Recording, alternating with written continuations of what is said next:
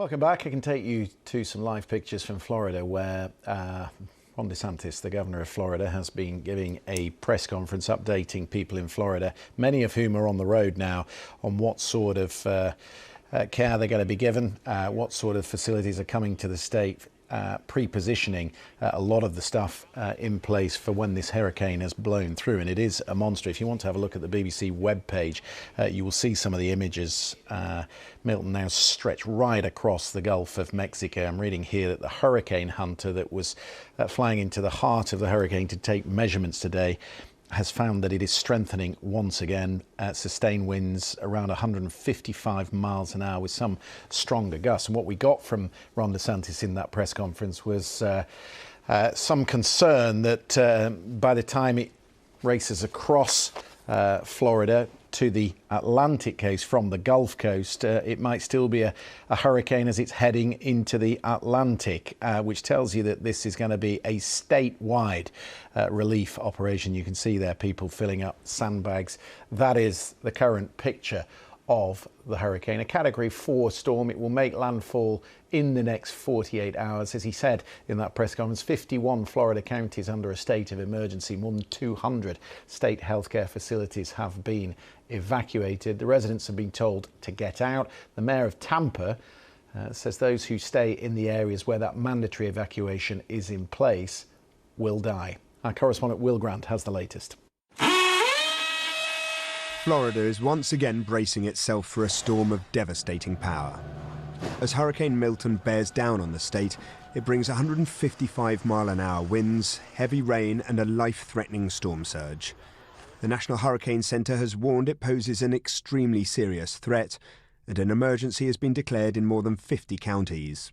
President Biden has approved disaster funding and said Milton could be one of the worst storms to hit Florida in 100 years. You should evacuate now. You should have already evacuated.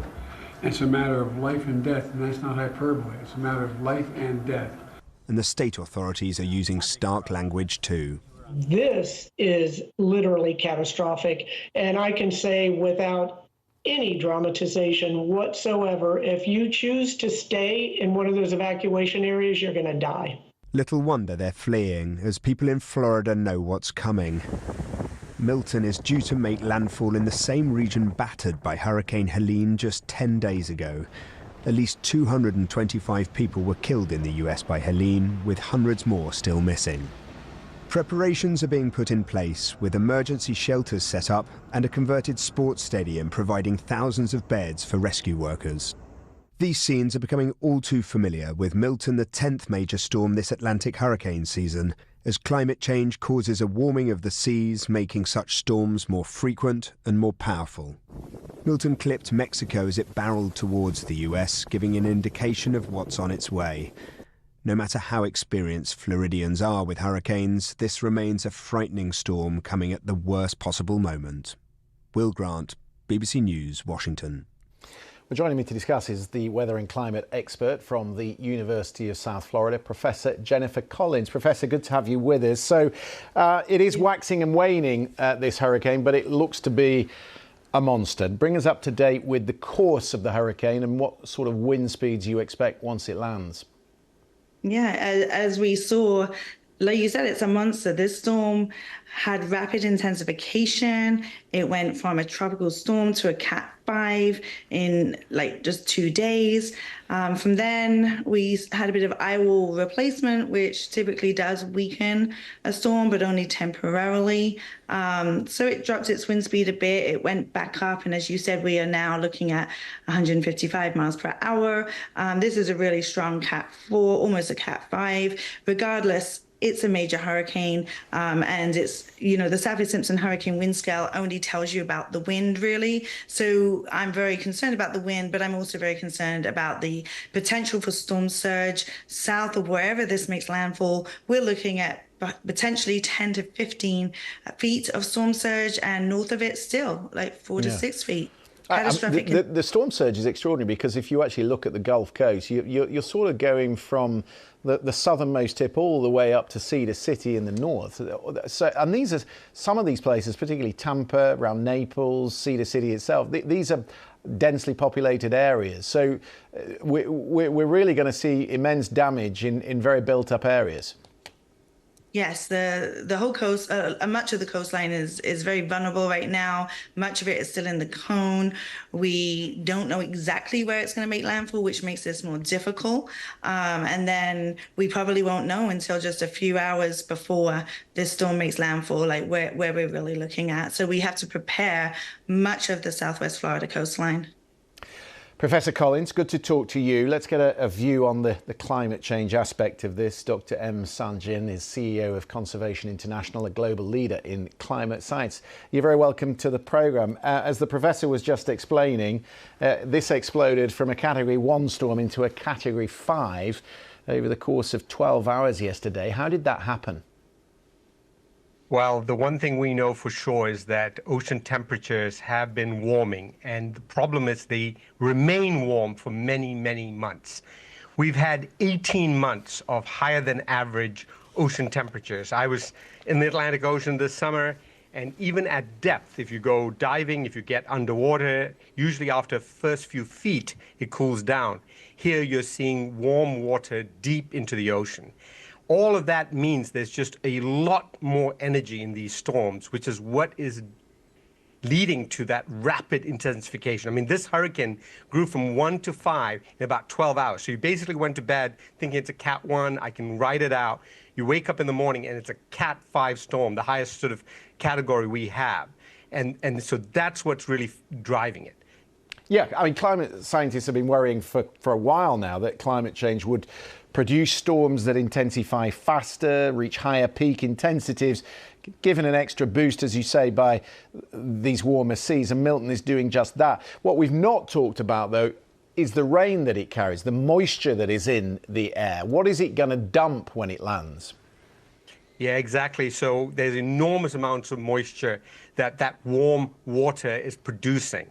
And so once it goes to altitude, cools down, it's bringing a deluge along with the storm surges, which is also fueled by climate change, because we have seen sea level rise now consistently, certainly for the past few decades. So that combination of factors now makes hurricanes, an existential crisis for many, many people, not just in the United States, but also around the world. We used to have one, billion-dollar hurricane event every 4 months back in the 1980s. So when I was in grad school or when I was in college, you're thinking about, a couple of these big events a year. Now we're having these billion-dollar plus events every 18 days. So the challenge to our systems to be able to deal with it is massive. Yeah, I mean, we've also lost wetlands, right? So Tampa has lost half its mangroves on its coastline. Half its mangroves gone. Almost half its wetlands in Florida have gone, which makes no place for that water to go and nothing to attenuate a wave coming onto shore. Yeah, you're right about the speed with which they're coming. I mean, Hurricane Ian 2 years ago, which hit broadly the same sort of area on the Gulf Coast, that was a devastating hurricane. It was the third costliest weather disaster on record. That was just 2 years ago. So they're coming thicker and faster, aren't they, all the time? Do you get frustrated then by the politics? Because all those words that you've just used, warmer seas, moisture in the air, climate change, those are not the words that you will hear Ron DeSantis using. And in fact, Marjorie Taylor Greene, who is the representative from Georgia, a state that was hard hit by Hurricane Helene, she wrote today that climate change is like COVID. It is one big con and the weather systems are being manufactured. What do you make of that? I mean, these are the United States representatives. Yeah, look, one of the most depressing things in any business is the fact that things like climate change, science has become politicized in this way. I have no problem with either party arguing about how to deal with a challenge or a crisis. And we can have very different ways to deal with defense or education or healthcare, right? And that's a good debate. But for folks to not think one thing actually exists is massively problematic. And I really don't know how we've got into this position, particularly in this country. I don't see this elsewhere around the world. It's to gaslight Democrats, isn't it? I mean, isn't it as simple as that? So what did you say? It's just isn't like it what? To gaslight Democrats who do believe in it? I think it's become its belief is like the tooth fairy. So if I was a resident of Florida, right now I've got a major problem, and then when I go to rebuild, I'll have a major problem. No one's going to insure me. So it is time for people to make decisions based on their enlightened self-interest. I don't really care whether people believe in something or not. I want them to look at the data and do something about it. And it could be everything from replanting mangroves, I mean, who's against that, to protecting wetlands, who really is against that, to building smarter and better. No one should be against that. So if people don't want to have a debate on the existential crisis, I'm okay with that. But to pretend that something isn't happening is just absolutely foolish.